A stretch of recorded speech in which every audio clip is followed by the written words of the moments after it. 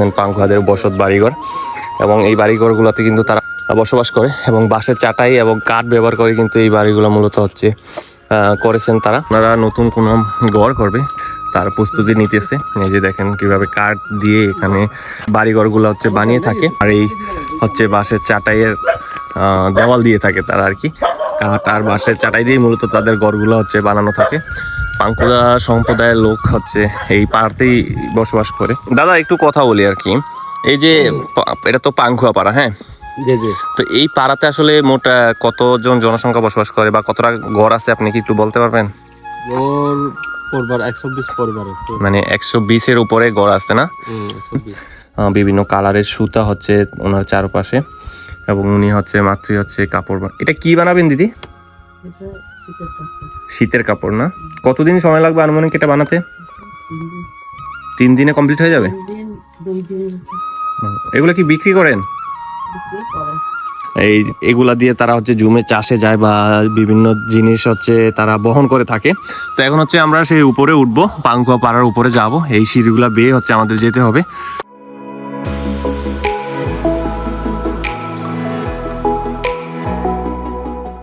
শুভ সকাল বিলাইছড়ি থেকে। আমরা হচ্ছে আজকে এখান থেকে যাব হচ্ছে পাংখুয়া পাড়া। তো অ্যাকচুয়ালি এখান থেকে পাংখুয়া পাড়া আমরা চাচ্ছিলাম লোকাল যাইতে, তো যেহেতু এখানে আসলে এখন বর্তমানে পানি কম, আর তাছাড়া হচ্ছে এই সাইডে আসলে যাতায়াত লোক কম করে, তো সেই জন্য আমাদেরকে একটা ছোট বোট রিজার্ভ নিতে হয়েছে। তো 1000 টাকার মধ্যে আমরা হচ্ছে একটা বোট রিজার্ভ নিচ্ছি 4 জনে। তো আমার পিছনে এই যে বোটটা দেখতেছেন, এইটা হচ্ছে আমরা 1000 টাকাটা রিজার্ভ নিচ্ছি, আর এই বোট দিয়ে এখন আমরা হচ্ছে চলে যাব পাংখুয়া পাড়া।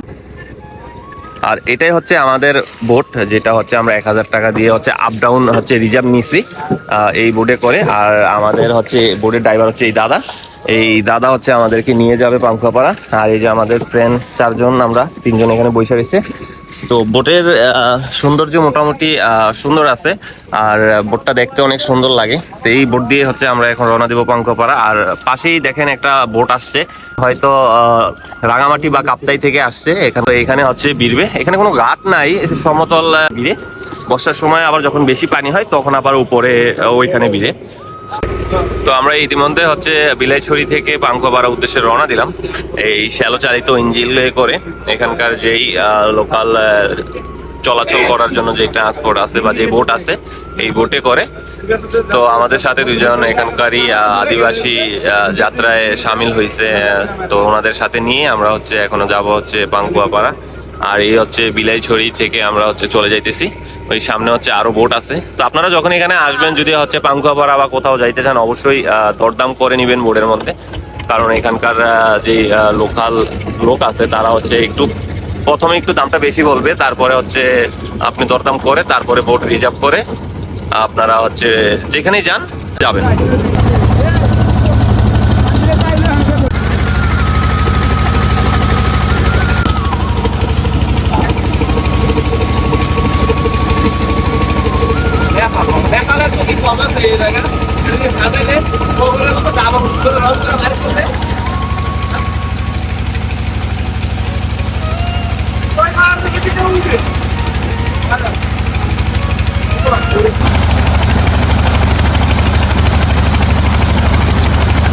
বিলাইছড়ি সদর থেকে আমরা রওনা দিলাম পাংখুয়া পাড়ার উদ্দেশ্যে। এই নদীর নাম হচ্ছে কালিচং। এই ছোট একটা নদী, এই নদী ঘিরে এখানকার মানুষের জীবনযাপন, বেঁচে থাকার মেইন কারণ এখানে আসলে চলাচলের জন্য ওরকম কোনো সুব্যবস্থা নাই বা রাস্তাঘাট নাই। তো এই নদী করে এখানকার মানুষ তাদের জীবনযাপন চালায়, নদী দিয়েই তারা যাতায়াত করে থাকে। তো আমরা হচ্ছে এখন বিলাইছড়ি থেকে যাইতেছি পাংখুয়া পাড়া। আনুমানিক সময় লাগবে 45 থেকে 1 ঘন্টার মতো। আর আমার পাশে ওই যে আমার যে বন্ধু আছে ওরা বসে রয়েছে। তো আমি হচ্ছে একদমই বোর্ডের মাথায় বসছি, তো চারপাশের ভিউ দেখতেছি আর উপলব্ধি করতেছি যে আমাদের বাংলাদেশ কত সুন্দর। আসলে এই সুন্দর সম্পর্কে আমরা অনেকেই অজানা। মূলত আমরা বাংলাদেশের বিভিন্ন টুরিস্ট স্পট গুলাতে ঘুরে থাকি, যেরকম কক্সবাজার, বান্দরবন, রাঙামাটি, সিলেট, এইসব জায়গাতে। বাট এই আমাদের বাংলাদেশের রাঙামাটির গহিনে যে এত সুন্দর জায়গা আছে, সেই সম্পর্কে আসলে আমরা অনেকেই অজানা। এই জায়গাতে আপনি যখন আসবেন, এখানকার বোর্ডে আপনি যখন এই নদী করে জার্নি করবেন, এখানকার মানুষের জীবনযাপন দেখবেন, এটা আপনার লাইফে একটা নতুন এক্সপিরিয়েন্স থাকবে। এবং আমি এখানে আসার পরে আমরা চারজনই অবাক হয়ে গেছি যে আমাদের বাংলাদেশ আসলে এত সুন্দর, এখানে কখনো আমাদের আসা হয় নাই। আর এখানকার যে সুন্দর দৃশ্য, এটা আসলে মনোমুগ্ধ করার মতো। যদিও এই জায়গাতে আসলে মানুষ এত একটা আসা যাওয়া করে না। বিলাইছড়িতে লোক মোটামুটি আসে, যখন বর্ষার সময় থাকে তখন আসলে এখানে ঝর্ণা দেখার জন্য আসে। তবে এই পাঙ্কুয়া পাড়াতে অনেক বেশি মানুষ যাতায়াত করে না, বা এই পাঙ্কুয়া পাড়া সম্পর্কে অনেক মানুষ জানে না।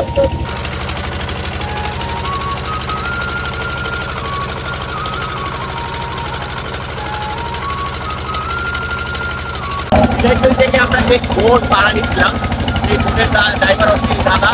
তো দাদা, তোমার নাম কি? আমার নাম বিমান জয় কর্মকার। বিমান চন্দ্র বিমান জয়। বিমান জয়। তো এই দাদার সাথে আমরা হচ্ছে এখন যাইতেছি পাঙ্কুয়া পাড়া।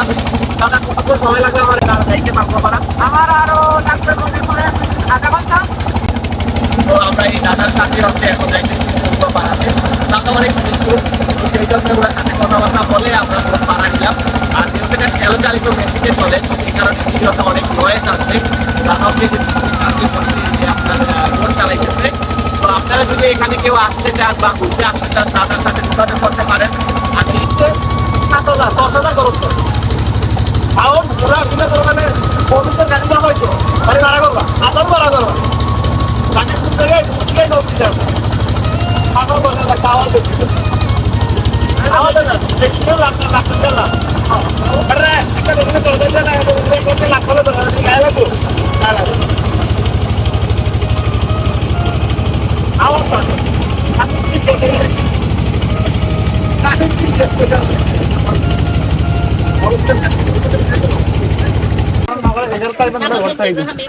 তো ফাইনালি হচ্ছে আমরা পাঙ্কুয়া পাড়া চলে আসছি।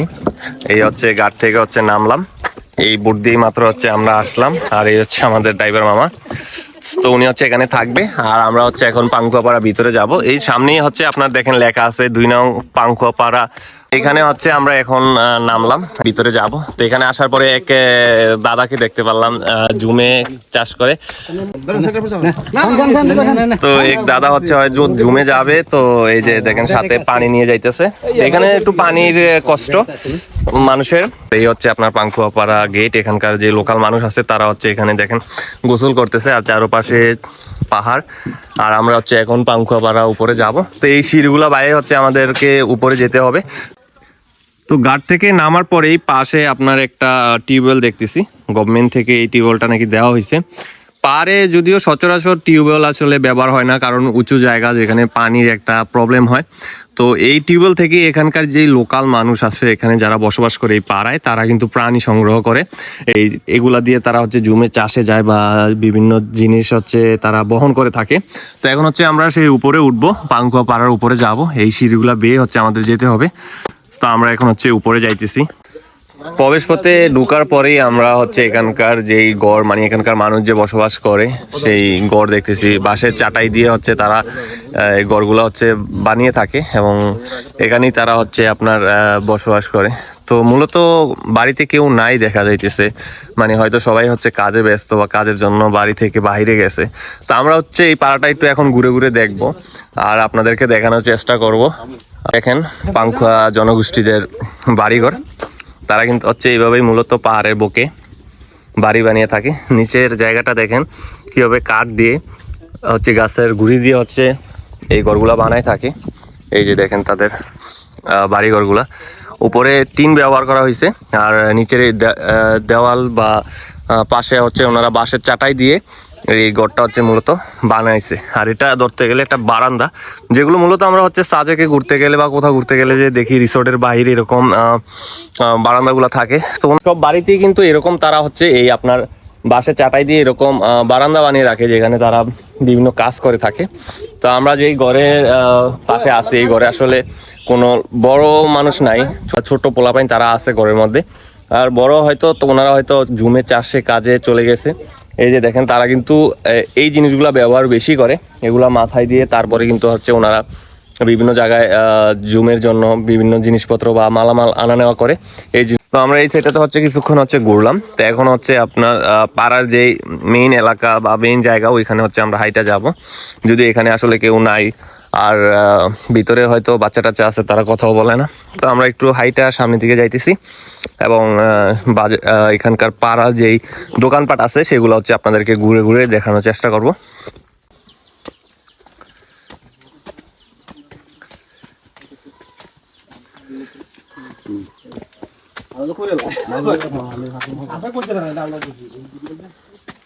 তো আমরা হচ্ছে এলাকার ভিতরে কিন্তু হচ্ছে ঢুকতেছি যে পাংকুয়া পাড়া, এবং এই যে আপনারা দেখতেছেন পাংকুয়াদের বসত বাড়িঘর, এবং এই বাড়িঘরগুলোতে কিন্তু তারা বসবাস করে এবং বাঁশের চাটাই এবং কাঠ ব্যবহার করে কিন্তু এই বাড়িগুলো মূলত হচ্ছে করেছেন তারা। তো এখন হচ্ছে আমরা হাঁটতে হাঁটতে এই এলাকার বা পাংকুয়া পাড়ার ভিতরে যাইতেছি। এখানে দেখি লোকাল লোকদের সাথে কথা বলবো এবং এই পাড়াটা আপনাদেরকে ঘুরাই দেখাবো। এটা বাজারের মতো অনেকটা ছোটোখাটো কিছু দোকান আছে এখানে। তো আমরা হচ্ছে দেখি কিছু খাওয়া টাওয়া যায় কিনা, আর এই পাড়াটা ঘুরিয়ে দেখাবো আপনাদের।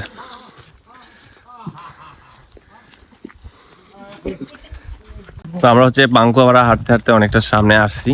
তো আসলে এখানে আসার পরে মানুষের অত একটা দেখাশোনা নাই, কারণ বাড়িঘরে মানুষ দেখতে পারতেছি না আমরা।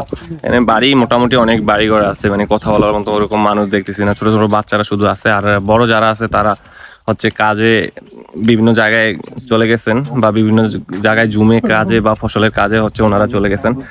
তো এখানে কিন্তু হচ্ছে পাহাড়ে আদা বা হলুদ এই জিনিসগুলো বেশি হয়। আপনি এই দেখেন আমার হাতের নিচে ওইখানে হচ্ছে ওনারা হলুদ রোদ দিয়ে রাখছে।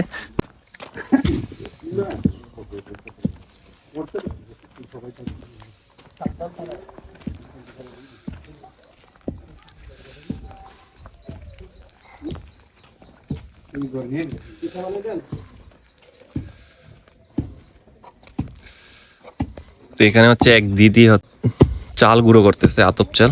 এই দেখেন কিভাবে এখানকার লোকাল মানুষ যারা আছে গাছ দিয়ে এটা বানানো, দুটোটাই গাছ দিয়ে হাতে বানাইছে, এবং এটা দিয়ে হচ্ছে তারা হচ্ছে চাল গুঁড়ো করতেছে। আর আমরা হচ্ছে পাড়াটা ঘুরে ঘুরে দেখতেছি। এটা ছোট একটা পাড়া, যত জনগণ এখানে দেখা যায় না। তো আমরা হচ্ছে ঘুরে ঘুরে দেখতেছি।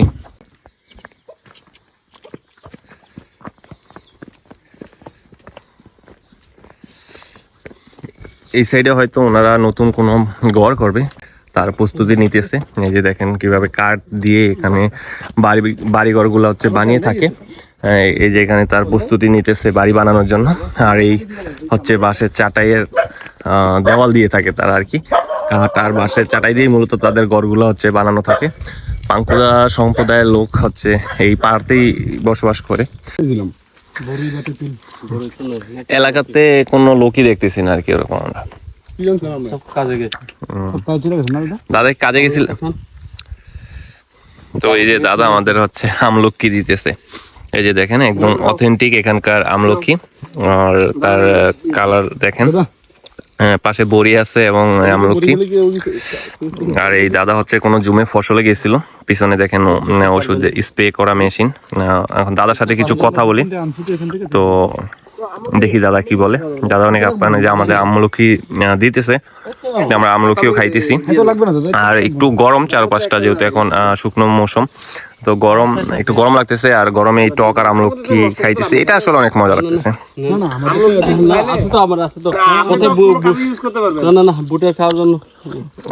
দাদা একটু কথা বলি আর কি।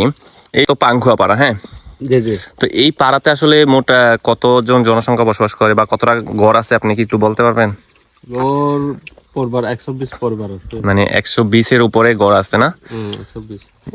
তো এখানে আপনাদের চলাচল জীবনযাপন আসলে কিরকম? এখানে জীবনযাপন সরকারের চাকরি কিছু আছে, তারপরে বেসরকারি এনজিও চাকরি কর্মচারী, হ্যাঁ, ওই খেতি বা জুম চাষ হলুদ এখানকার মেইন। হ্যাঁ, তো দাদা কোথায় গেছিলেন এখন? একটু বাগানে, আম বাগানে ওষুধ দেওয়ার জন্য। আচ্ছা, ঠিক। এখানে আম তাহলে ভালো হয় না? আম ভালো হয়। এখানের আম কি আপনারা ইয়াতে রাঙামাটিতে নিয়ে যান নাকি? আমরা কাপ্তাইতে নিয়ে যাই। কাপ্তাই থেকে পরে ওগুলা রাঙামাটি চলে যায় বা চট্টগ্রামে চলে যায়? আচ্ছা, আমের সিজন আসলে। তো এই দাদার সাথে হচ্ছে আমরা একটু কথা বললাম। আর এই যে আমরা এখানে বন্ধুরা বৈশা হচ্ছে আপনার এই বড়ি খাইতেছে, কথা বলতেছি, ভালো লাগতেছে। বিশেষ করে মায়ানমারের আদলে বৌদ্ধ ধর্ম ছিল, আমরা যত বইও পাইছি। আমরা আমার জন্ম থেকে খ্রিস্টান আছে, কিন্তু মা বাপ তখন বুদ্ধ মানে এরকম আর কি। হ্যাঁ, এখন আমাদের পাঁকুড়া যা আছে আমরা সব খ্রিস্টান সম্পর্ক। এখানে পোপ আমরা পোপ না, আমরা এভাঞ্জেলিক্যাল চার্চ অফ বাংলাদেশ বলে, ইসিবি চার্চ। ওই গির্জার সামনে গির্জাটা দেখছেন? না, যাবো ওখানে, নিচে যাবো। হুম। এখানে ফাদার থাকে, ফাদার থাকে, আর পাস্টর, আমরা পাস্টর মানে আর কি আছে একজন না? আছে উনি কি এখানকার? এখানকারই। আমরা আগে ওই বইয়ে পড়তাম তো যে অঞ্চলটা আছে বৌদ্ধ ধর্ম অনুসারী, এই যে বান্দরবন, রাঙামাটি, খাগড়াছড়ি, পাহাড়ি, অন্যান্য কিন্তু সম্প্রদায় কিন্তু বুদ্ধ ধর্ম মারমা মুসলিম আছে। মুসলিম ওই চাকরাশি কিছু আছে, এখানে নাই। এখানে পাংখোপাড়াতে। পাঙ্খাপাড়াতে না। আচ্ছা দাদা, এই পাংখোপাড়া কি শুধু এই জায়গায় বা অন্য কোনো জায়গায় আর অন্য আছে? জায়গা আছে, ধরুন না ইয়া পারো লতা পাহাড়, লতা পাঙ্খাপাড়া আছে, তারপর বসন্ত জলশ্রী বসন্ত পাড়া। আচ্ছা, না না লেবু ছিঁড়ে খান, খেতে খান। না দাদা, লেবু খাও না।